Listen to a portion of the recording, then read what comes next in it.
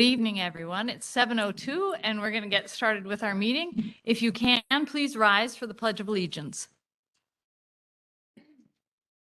I pledge allegiance to the flag of the United States of America and to the republic for which it stands, one nation, under God, indivisible, liberty and justice for all. Thank you and welcome, everyone. And we're going to go ahead and start with our first report from Lynn Durway. Undistributed budget and revenues presentation. Thank you and good evening. So we start out looking at some pictures. I think it's the first presentation I've done where students don't have masks on. So we have Bravo in the high school and Drop Everything and Read in the elementary school.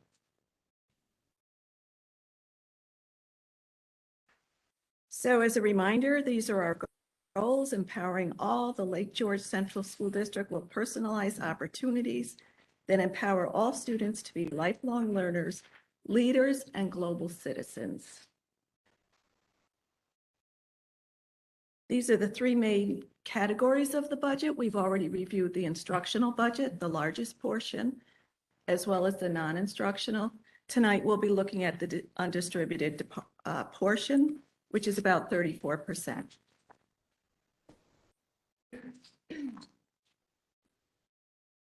The undistributed portion of the budget only has two categories within it: employee benefits and debt service. So I want to spend a couple of minutes talking about employee benefits. We start out with some good news. The rate for the employees' retirement system decreased from 16.2 to 11.6%, saving us $25,000. However, the teachers' retirement system went from 9.8% to 10.29%, and that represents an $80,000 increase. Social Security rate remains at 7.65%, but that's on total payroll. So as salaries increase, that increases as well. The increase for next year is $36,000. Workers' comp, we saw a slight increase. We are part of a BOCES consortium, and the increase for that is $5,000. Unemployment insurance remains flat. Disability insurance remains flat. Health insurance, we again are participating in the BOCES plan.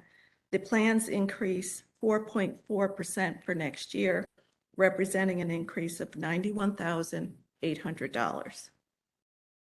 So now if we look at interfund transfers, the first one is to our food service program, and the amount is staying the same as this year, $30,000. Special aid, this represents the 20% share that the district is responsible for extended school year programs for students with special needs. And that is increasing $10,000. Our local share will be a total of $30,000 next year.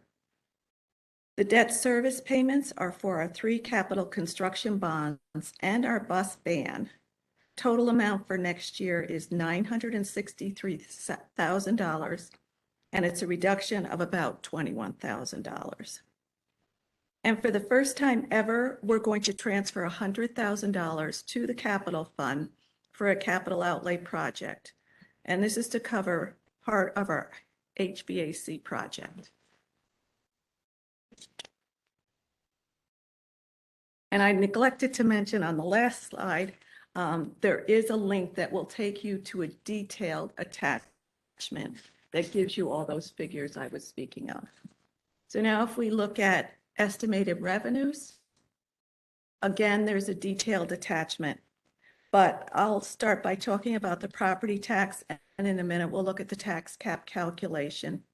This represents an increase of $511,858 or 2.5%. For the first time that anyone's aware of, we're going to have pilot payments next year. This is revenues we'll be receiving Payments in lieu of taxes is what the acronym stands for. And the pilot is for Boats by George at the Forum. The pilot lasts 11 years. It freezes their base assessment at $2.3 million. For years 2 through 6, their improvements are valued at 50%, and for the final 5 years at 25%. Then in the year 2033, they'll be at 100% taxation. And if you're not familiar with pilots, these are to encourage new businesses to start up in communities. So it gives them tax breaks. Other revenues are down slightly. State aid, I want to mention that our foundation aid increased 3%. However, we are going to be seeing deductions for our share of incarcerated youth. So really, it represents a decrease of $89,149. And the line for appropriated fund balance includes both fund balance and reserves. And this is like a balancing figure. When we calculate all our other revenues, we determine what the balance is, and that comes out of the reserve and fund balance. So that's an increase of $54,337. So overall, the budget increase is $457,903, under 2%, at a 1.92% increase. This is the tax cap calculation I mentioned, and you see for the current year, we are at 1.22%. However, next year we're at 2.52%, so that allows us to increase the tax levy by $515,656. This is the first time in recent history that we've gone above that 2% tax cap. The state calculation is 2%, and then we're allowed to add in certain things, deduct certain things. But prior to this year, they've been below the 2% CPI for quite a while. So to give you a summary of the three components that we've discussed, we come up with the total budget figure. And again, the increase is $457,903 or 1.92%. These are the three major categories. And again, there is a detailed attachment with the entire budget attached to it. So our budget is just for our general fund. That's the amount that's supported by taxes. We also receive federal funding each year, and these amounts represent our allocation of federal stimulus funds. The first that came out are represented on the first line, the $202,949. We've already expended those funds and we've applied for reimbursement. The next two are the most recent round, the ESSER as well as the CRRSA, and they're part of the American Rescue Plan. So these are the monies that are being used to fund the HVAC project. And of course, we have to set aside the 20% for remediation, which we've done.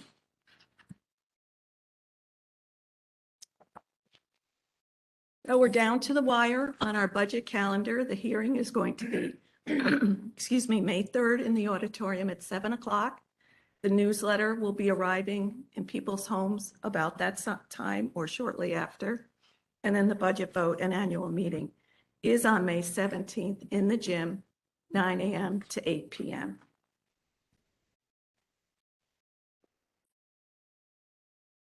And then we finish with a photograph of some of the elementary students who participated in the 4-week program. The PARK program, which I guess now stands for different things than it used to, Pick a Reading Partner. And these shirts were donated by the PTSO, their school spirit shirts. Thank you. Thank you so much, Lynn. There's a lot that goes into the budgeting, and we really appreciate the hard work and the clarity in which you present. Does anyone have any questions? No? All right, thank you. We're going to move on to our elementary update. Mr. Conway.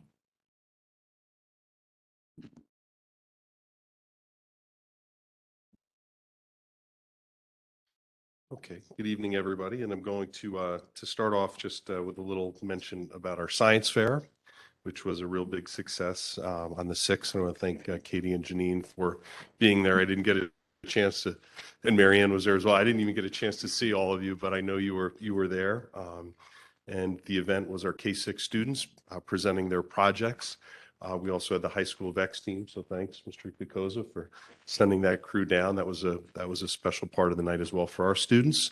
But maybe the nicest thing was that we had our families there.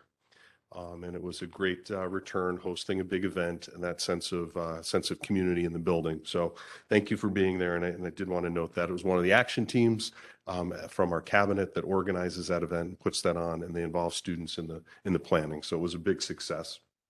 One of the things that our students in grades 3 through 8 have been busy with are the state tests. And we finished our ELA test ready at the end of March, and math is on its way after vacation. And our kids are very well prepared for those assessments, but they're long and they're challenging for them. But they were very busy on the writing portion this past year, and every year I will continue to send something to the state saying, take out those questions that are not scored. I don't know why they're on that assessment, but they put them on there every year, and there's a long paragraph they read and answer questions on. It's not a part of the assessment. They're field test questions. So hopefully at some point they'll figure that out and get those out of there. But our kids, as I said, do very well on those, and we're very well prepared. Just getting the date out, we may have shared this already, but Randy's run Murphy's Mile Saturday, May 21st, and we look forward to that event every year, honoring two great educators, former educators here in the district, Randy Madison and Ed Murphy.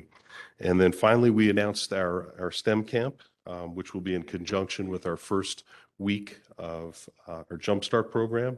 So August 8th through the 26th. And we already have kids that have signed up. We just got the information out earlier this week, and we have permission slips coming back in already for a STEM camp. So it'll be great to have that back again. We've hosted our own in-house program since 2016, and we had a few years where we were not able to run that. So we're very excited to have that back at the elementary school again. We shoot for around 50 students participating, so it has a big impact on our kids. That's all I've got, short and sweet tonight. Thank you so much. Any questions? So I just want to take a moment to just comment about the science fair that I attended, and just to pause, just to celebrate the student energy that we encountered there. It was phenomenal. I was greeted by children outside the building, given instructions on where to go, how to get there, who to ask for more help from. Every single exhibit had at least one child ready to explain their project. I received take-home materials from them, instructions on how to do my own volcano experiments at home, the engagement from these young children and the ownership that they had, and like the pride and excitement in that learning was really, it just does the heart good every time. It just was such a positive experience, and just good job.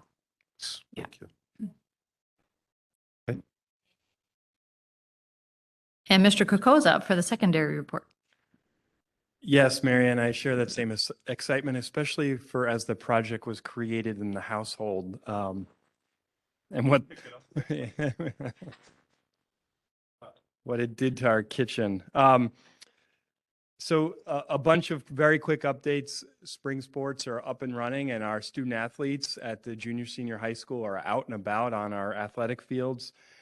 Huge tribute to our buildings and ground and our athletic department for getting that up and going. Although it's been a mild winter, it's been a wet spring. So getting our student athletes out on Sun Valley Drive and the athletic fields is a monumental task. So we want to thank our departments for that.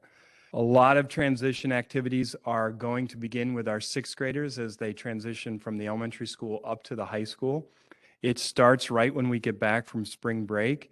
On Monday, April 25th, I'm not sure if Jim knows that it's right around the corner. We're going to be coming over to meet and greet with the sixth grade, followed by later that week, them coming up to the high school, to visiting the high school and touring the high school. Then the following week, May 5th, we have our sixth grade parents and students come over. for an evening presentation, followed by an activity night the next day, along with in June, the sixth graders coming over again to do a 9-period demo schedule, a mock day here at the high school. And then, of course, over the summer, the ice cream social. So it begins right away that our sixth graders, the class of 2028, will be coming over to Lake George High School. So we start right after break. Also, right after break, Wednesday, April 27th, while the 7th and 8th graders are testing for math state assessments, through the Governor's Traffic Safety Committee, we have a free presenter assembly coming. Her name is Karen Torres. You can Google her. She speaks throughout New York State through the Governor's Traffic Safety Committee. She's coming prom week to speak to our senior high students about making positive choices and the impacts of when you don't make positive choices, that ripple effect to other lives. Also that week, the week after break, our FBLA will be traveling to Rochester to compete at the state level, April 27th through the 29th. The following week, our VEX team will be going to Worlds in Dallas, Texas, May 4th through the 7th. Oh, and also that week, we have our junior prom on Saturday, April 30th. The theme of the prom is Night of 1,000 Stars, and it is at Blue Water Manor, followed by adventure racing throughout the entire evening. So when I put together the list tonight, I had to really prioritize because there's so many things going on April, May here at the junior senior high school. Yes. Yeah. Thank you so much going on. Thanks for your attention and so joyful, so much joy and success. It's great to hear. Can I just Yeah. add one thing? Just again, attending the junior high school concert last evening was another just a special event to celebrate. I'm just struck by how like the students own the event and poetry, the music selections, and the performance was just really spectacular. Thank you. And just to spring off of that, the leadership opportunities that these kids are given over and over and over, we were talking about it a little while ago in the curriculum committee, but a different student introduced each musical number, and it's just great to see the kids able to take those leadership opportunities and do that public speaking. So it's great. Awesome. All right, up next, we have our superintendent's report. Dr. Huntley. Thank you. So I want to recognize that there are a lot of activities going on in this district. This is a busy district. I want to thank Lynn Durway for spearheading the budget development process. It seems to get more complex every year, but it's her work and all of our collective work in developing the budget that helps to support and does support the programming that Lake George students benefit from every year. And again, this year, the budget is developed within the maximum allowable tax levy limit established by a formula that the state creates. So once again, nice job for keeping it under the tax cap, Lynn, as we move forward. So there's an act that the legislature passed quite a number of years ago. It's called the McKinney-Vento Act. It's an act that supports homeless students in school districts throughout New York State. We don't have in Lake George a lot of homeless students, but we have a few every year. So this year, we have the opportunity to apply for the McKinney-Vento grant. The grant is written for larger schools, but if smaller schools collaborate and work together, then they can form they can write a grant of their own. So we are working with some of the smaller school districts within our BOCES to write this grant, submit the grant. It's a $175,000 grant for each of 3 years. Of course, Lake George wouldn't receive all of those funds, only a portion of those funds, but we're going to participate in the grant and hope that it goes through. It'll support some big ticket items like transportation, smaller ticket items like backpacks, laundromats, things of that nature that help facilitate learning for homeless students.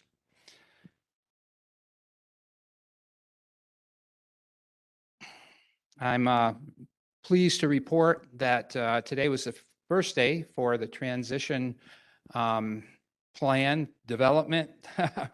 John and I met this afternoon, spent a good amount of time starting the transition plan, and we'll keep that up for a little while. Eventually, John will make a presentation on how all of that is going. I also on the agenda this evening, the Board of Education knows that there's an employee, what is that? Employee assistance program. I'm sorry, I forgot. There's EAP, Employee Assistance Program. So I'm recommending that the district participate in the EAP program. The EAP program is meant to facilitate and support teachers and support staff in dealing with issues that come to them from time to time in a variety of different ways. It's a low-cost program with high benefits. On April 26th at 8 o'clock in the morning, we have a special meeting of the Board of Education to vote on the BOCES administrative budget. And then I just want to remind the board that on the 2018, or inform the board that the 2018 capital project continues to move forward, continues to get closer to completion. We have a meeting tomorrow with the final contractor, and we're hoping that we can button that project up fairly soon. Thank you. Thank you, Dr. Huntley. Any questions? Good. All right. Well, I'm up next with the president's report. And I just want to say we do have a couple board members out. That's why we're reduced today. We have some people traveling, some people not feeling very well, but we do have a quorum. So we're good. We're good. That's great. And I would like to welcome John Luthringer to our meeting tonight. And, thank you so much for being here. We made it official on Friday. We had our resolution, and I would just like to say a formal welcome here at our meeting, and let's give a round of applause. Woo! And can I get a whoop whoop? Whoop whoop! All right. Excellent. No, we're thrilled. And I was trying to think, well, what's the term, right? When the president is coming in, they're the president-elect, right? I'm like, well, he's not elected. So I've landed on the superintendent on deck. Okay. All right. So we have our interim and we have our superintendent on deck. And then I started thinking, well, gosh, now we have a couple of superintendents here and you have a group of superintendents. There's got to be a name for that. Is it like a satchel of superintendent? I don't know. There's got to be a term. But that's great. But it gives me great pride to be at this moment where, we started the year with this process of listening to community members and stakeholders and really reviewing what we were looking for in a superintendent. And we went through that process very intentionally, strategically, and methodically. And we've landed in a wonderful, wonderful spot. We could not be happier. And I think we have grand consensus everywhere. So we're moving forward. And as Fran was saying before, attention on transitions when we're talking about our sixth graders going into the junior, senior high, that's an important thing to focus on. And we put time and attention. And because our process was so smooth and we stuck to our timeline, we're now in the great position of a transition that can be very intentional, that can be very meaningful, and can put our district in the best possible way come July when John takes the reins. So very happy about that. And also just to mention once again, because our superintendent search process has ended, how gratifying it was to see all the different candidates come forward and how valued Lake George is and how well thought of Lake George is more broadly than just in Lake George. We know that the strong connection all of our stakeholders have here in the district, but to know that we're well regarded outside of that, that's a congratulations to all of us for the hard work we put in. And then also the reports that we got about and this is special for the board to hear from both John and our other finalists, their view of the classroom learning, the dynamic classroom learning and school environments. The board got a nice earful of that and the consistency in every single classroom. So that was wonderful. So kudos to the whole team. Yeah. And the other thing I just wanted to mention is that our board is finishing up our self-evaluation. So that's been a great beginning process. We use Superintendent Eval as our platform, and we'll be meeting soon about that. Any questions? All right, thank you. Going. Melissa's up with the athletic committee report. Okay. Well, with everything that we've had going on this year, and it's been a lot, the last meeting was pretty concise. We updated athletic mission, vision, and values, went through that. The mission is, as stands, Lake George education-based athletics will develop physical ability, enhance skill level, and promote social growth and maturation. And we also discussed the athletic mergers. Football received league approval in February. And then anticipated Section 2 approval should, at this point, has already been completed. It was April 1st. We completed our meetings for this year, so the meetings for next year will be posted. Thank you. Thanks, Melissa. Katie's up with audit and finance report. We met March 23rd for our March Audit and Finance meeting, and we reviewed the treasurer's report and the claims auditor's report, and there was not anything notable to discuss. Those two items are on the school consent agenda tonight for approval, items C and D. Scott Preuser, certified public accountant, he distributed his work plan for the 2021-22 independent audit, and he's going to be coming to the district 2 days prior to the end of the fiscal year and will complete his work in August, and he'll give us his report in the fall. In one thing that was noted is if the district receives more than $750,000 in federal funds, as we did last year, there's a single audit that's required. So he'll be doing that as well. And he indicated that he's available to answer questions that may come up during the year if the department, if the business department has questions or the board has questions. And he also encourages districts and spoke to this at the meeting that we build up reserves when possible in order to plan for unforeseen circumstances. And we were ahead of the curve on that because we have that plan for the fund to be voted on in May. Ms. Sturway provided an update on the corrective action plan for extra classroom accounts for 2020-21 school year. She and the high school principal met at the end of the first semester to review activity of each account, and they'll meet again at the end of the school year to review those. And Lynn gave a great presentation tonight about the items that we reviewed in her budget presentation tonight. We reviewed the BOCES administrative and capital budgets that were mentioned tonight, and that vote will be April 26th. And our share for rental expenses is $34,398, and our share for the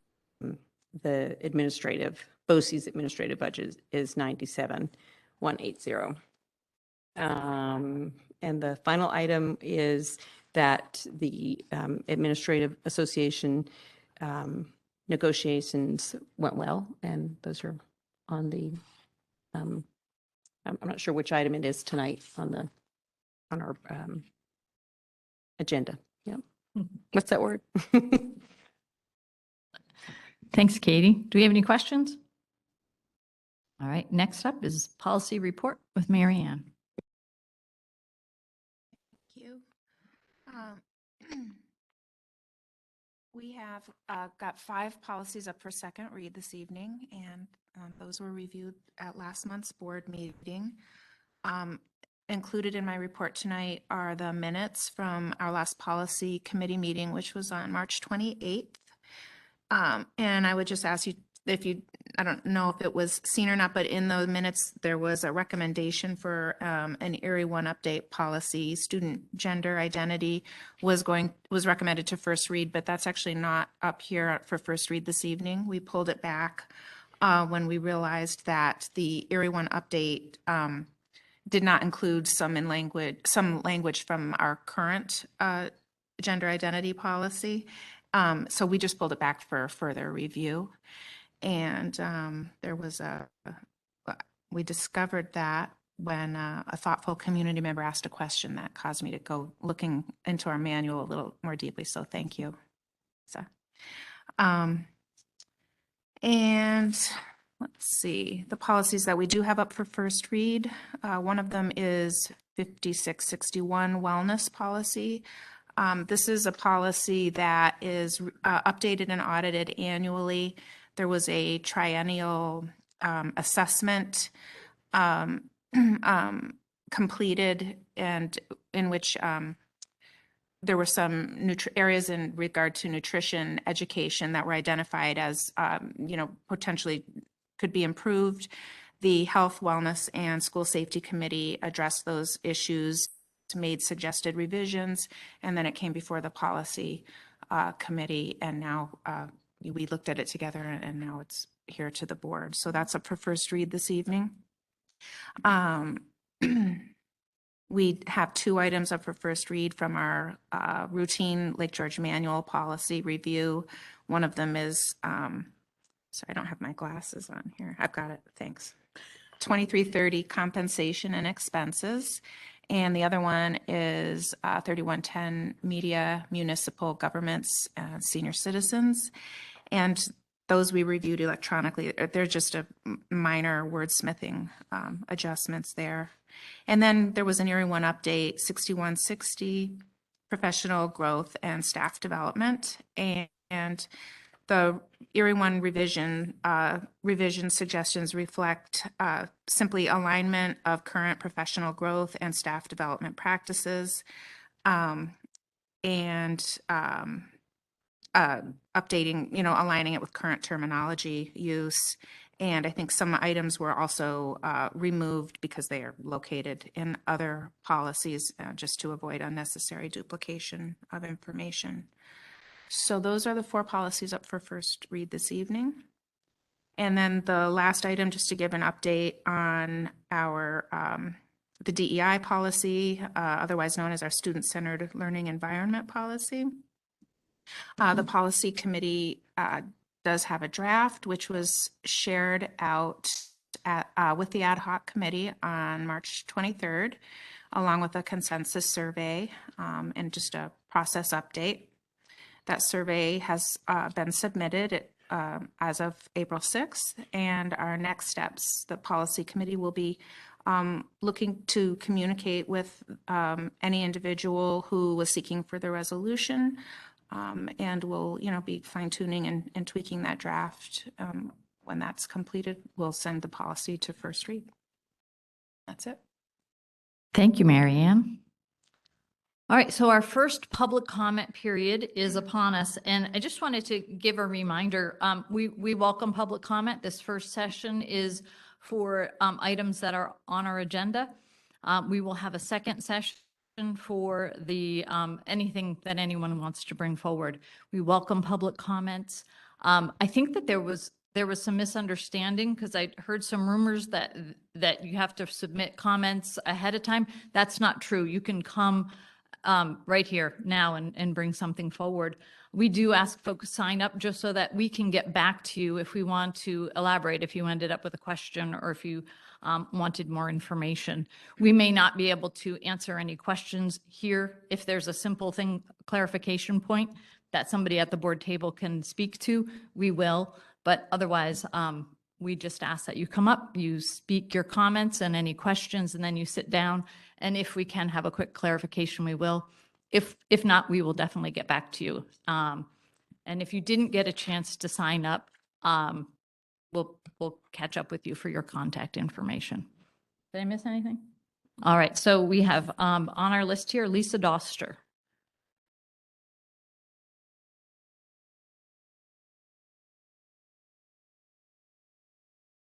Good evening, Lisa Doster, a resident of the district and a mom of two parents of the district.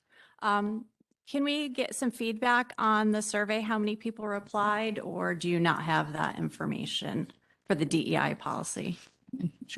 Okay, thanks. If you sit down, we can see if we can give a quick clarification Okay, or we'll well, get back to you. Do you have more? I do Okay. have more.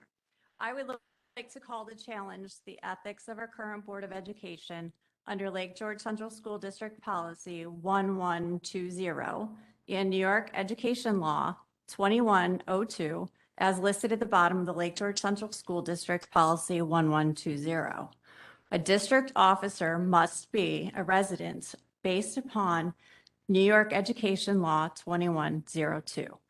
One of our board members took a job last year outside of New York State and has not been physically in New York State or Lake George Central School District for the last few board meetings.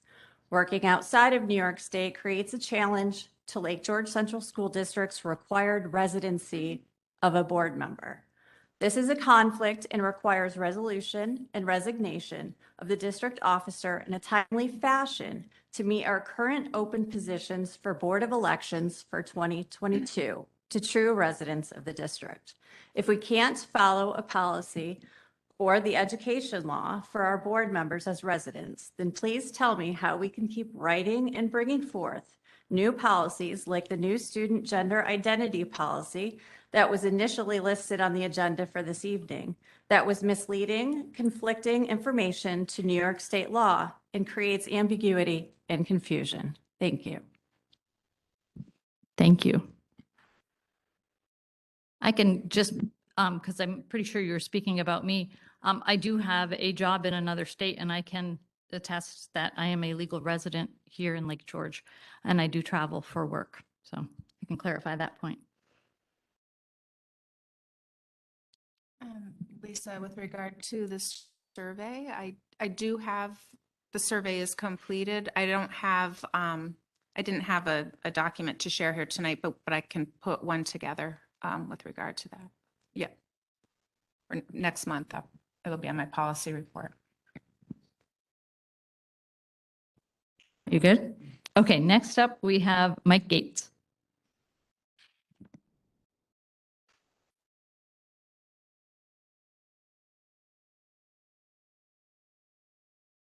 Hi, Mike Gates. I live in the district. I have two sons in the school here in the junior, senior high school. I have some concerns about item J on tonight's consent agenda. The intent is to permanently appoint Lynn King as the chairperson of the annual meeting. If she is not an elected board person, she can't oversee next year's meeting, but you still have the word permanently in there. That might want to be revised or clarification before you vote on it this evening. Thank you. Did you have anything else? Okay, thank you. And I can speak that this is something that's come up several times, just because that's the language that we use and it gets appointed every year. And Sarah, I don't know if there's anything else you want to add to that.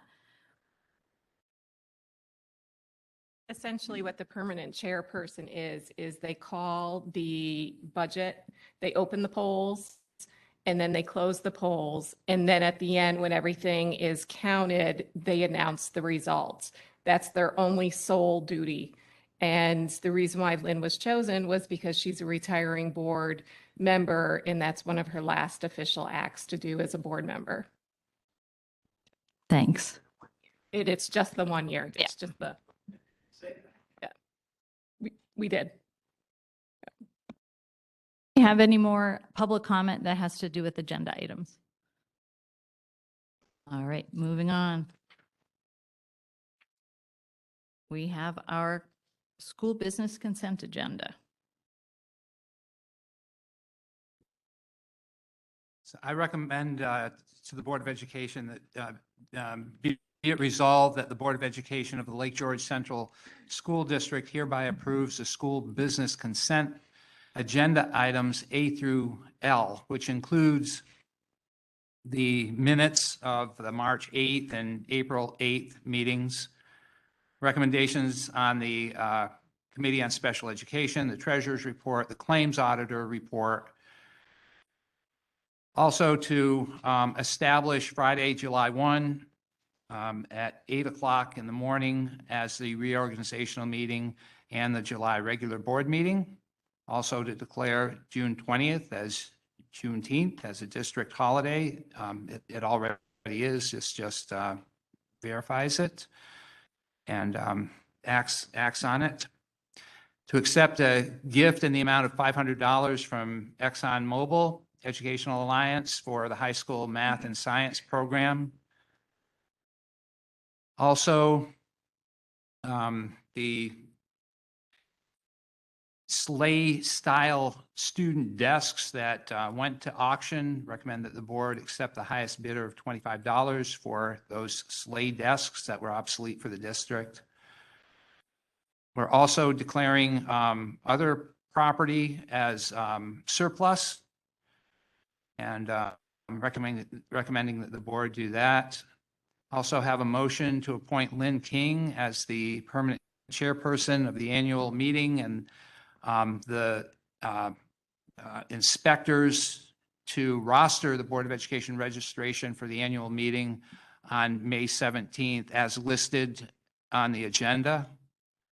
Also for the Lake George Central School District to participate in the Employee Assistance Program.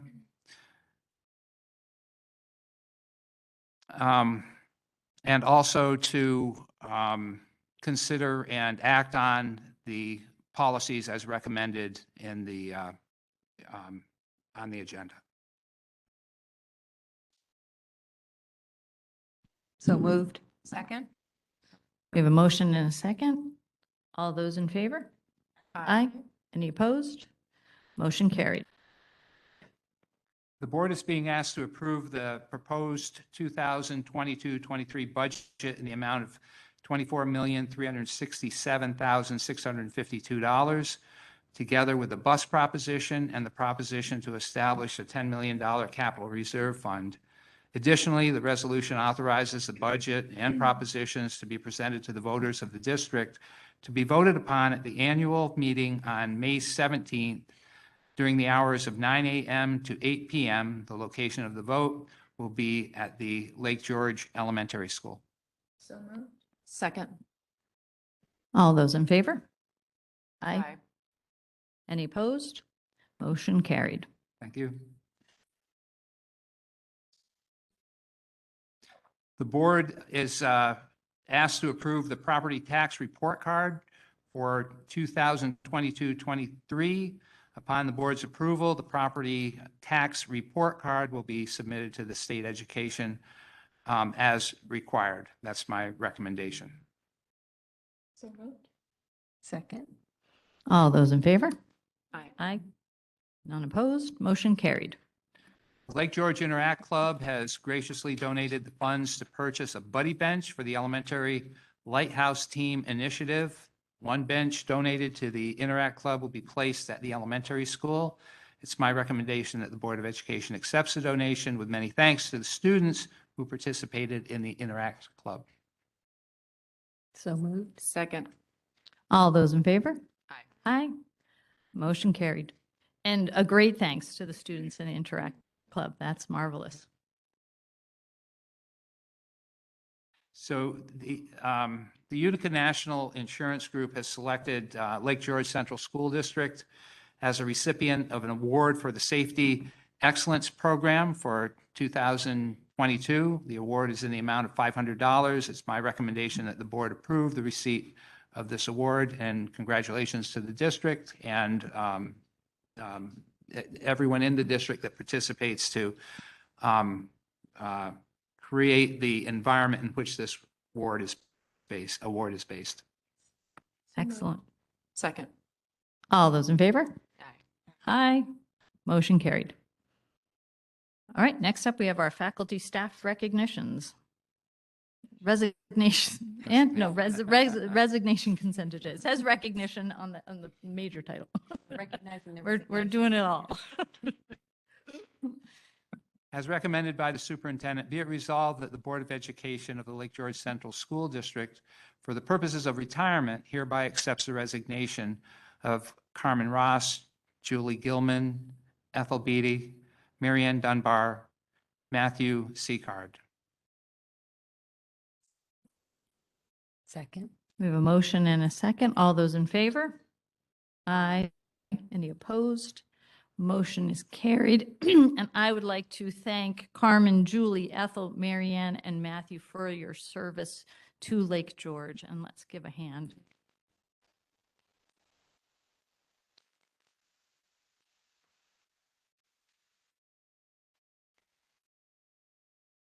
Right. And just to point her out, Marianne is sitting in the back, right next to Bonnie. There she is. How's prom going to happen without you?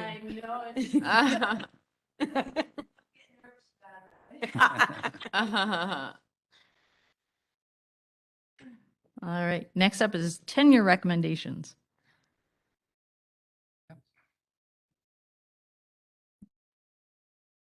As recommended by the superintendent, be it resolved that the Board of Education of the Lake George Central School District hereby approves the following faculty staff recommendations for tenure and effective dates in their respective tenure areas. Morgan McIntosh in special education and Abigail Smead Lynch in special education. So, second, I guess. We have a motion and a second. All those in favor? Aye. Aye. None opposed. Motion is carried. Great congratulations to Morgan and Abigail for tenure. Now we're up for faculty staff appointments, consent agenda. It's my recommendation that the Board of Education approves the probationary appointment of Kelsey Cox as an elementary teacher effective September 1, 2022. Also, Nicole Winslow is being recommended for the long-term substitute English position through June 2022, and David Snyder is being recommended to fill the position of long-term substitute art teacher through June 2022. Second. We have a motion and a second. All those in favor? Aye. Any opposed? Motion is carried. I recommend that the board approve the Lake George Administrative Association contract commencing July 1, 2022 through June 30, 2025. This is a contract with the Administrators Union, which mutually benefits the district and the administrators. It's my recommendation that the board approve this contract. So moved. Second. We have a motion and a second. All those in favor? Aye. Any opposed? Motion is carried. As recommended by the superintendent, be it resolved that the Board of Education of the Lake George Central School District hereby approves a memorandum of understanding between the Lake George Central School District and the Lake George Staff Association regarding the HRA health insurance account. And be it further resolved that the Board of Education of the Lake George Central School District hereby approves a memorandum of understanding between the Lake George Central School District and the CSEA Transportation Unit regarding the HRA health insurance account. Second. We've got a motion and a second. All those in favor? Aye. Any opposed? The motion is carried. And thank you for managing that detail with the MOUs. That's great. Next up, we have our Board of Education comments and discussion. a couple items. We were talking about all the joyful events that the building principals were mentioning. And one of the things that I had the pleasure of attending on April 1st, and it was not an April Fool's joke, it was Mr. Corsetti's birthday celebration. And you want to talk about joy. It was pure joy. And that celebration just represented the Lake George community so well. It was just the Lake George community at its finest. The hallways were lined with students, staff, and generations of alumni. And they were holding signs. They had face tattoos. They were wearing the very special T-shirt, Mr. Corsetti T-shirts. And there was just smiles all around. And hopefully everybody in this room has had the opportunity to experience the Lake George Drumline. It's better than an espresso at waking you up and making you feel like you're ready to take the day on. The Drumline was in front of the parade, and Mr. Corsetti was behind smiling. It was a beautiful event. We were then in the auditorium, and Mr. Kokoza did a kind of a tearjerker of a presentation about Mr. Corsetti, and it was so everything was so heartfelt, and it just made me feel so proud to be part of this community that takes time to honor a gentleman who's turning 80.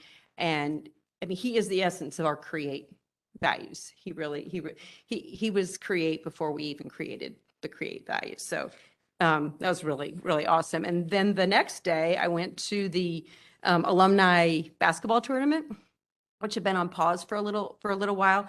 And boy, was that fun. I mean, the healthy competition of recent grads and some not so recent grads, all out there sweating and laughing and having a good time on the court. It was just this feeling. I just felt bursting with pride for our community. It was unifying. It was joyful.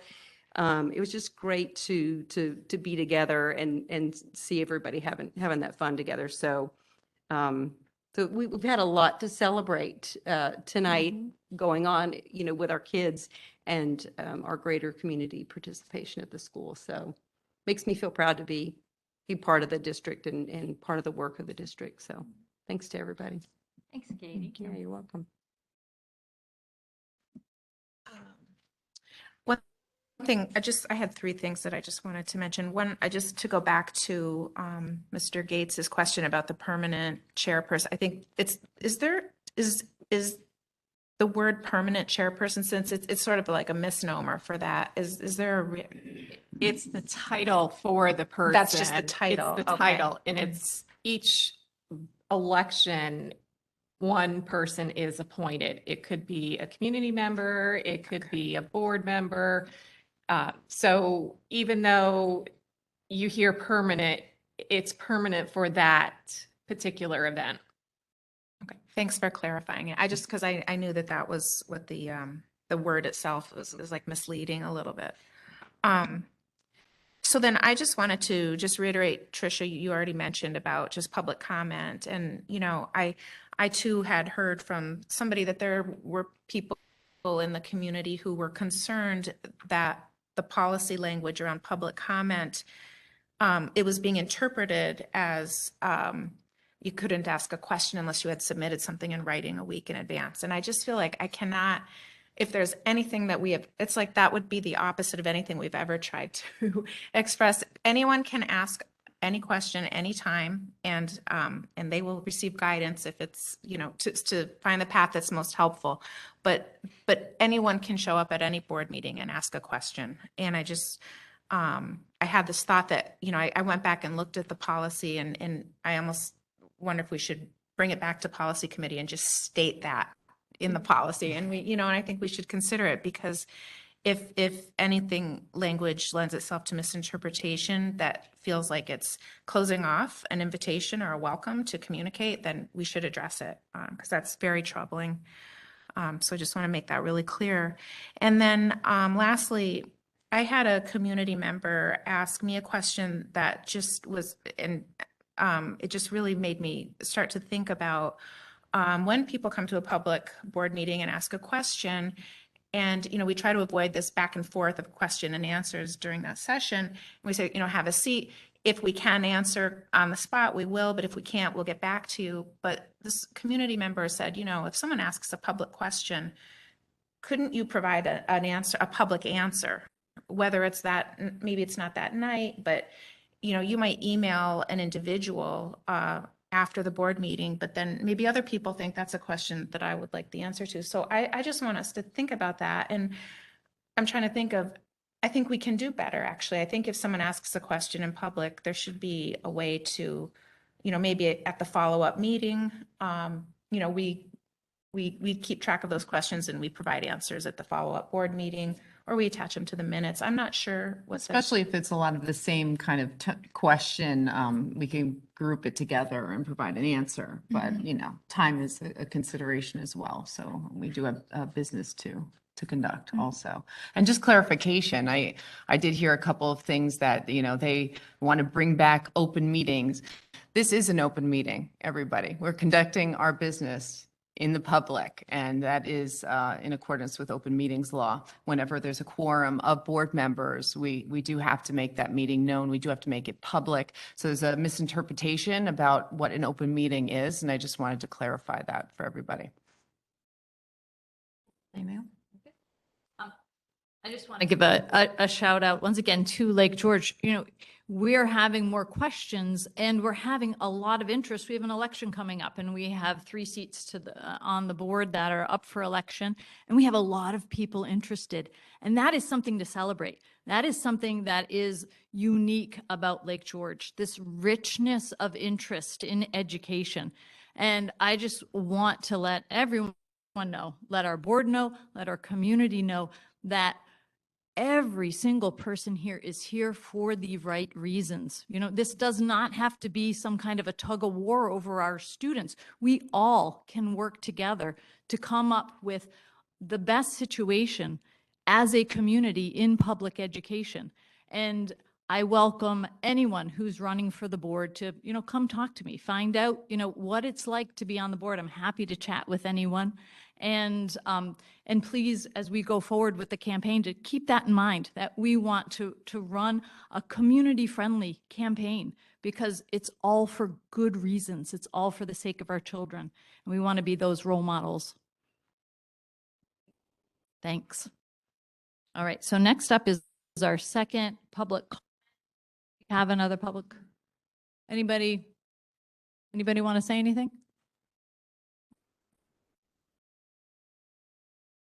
No, it's on there. Yep. That's it. All right. Well, moving on, we have a proposed executive session.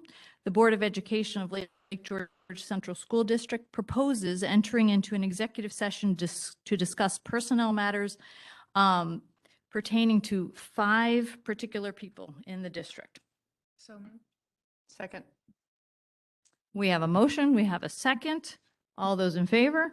Aye. Any opposed? Motion is carried. So we plan to go into executive session. We do not plan to come out into public session afterwards. We expect to adjourn from that point. Okay, so thanks, everybody. And John, thank you for joining us. Oh, wait, we have something for you. It's not another monkey, I promise. I'm gonna come around. You think?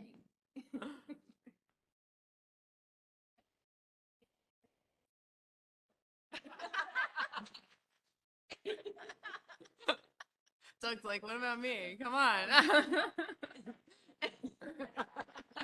Oh. Oh, jeez.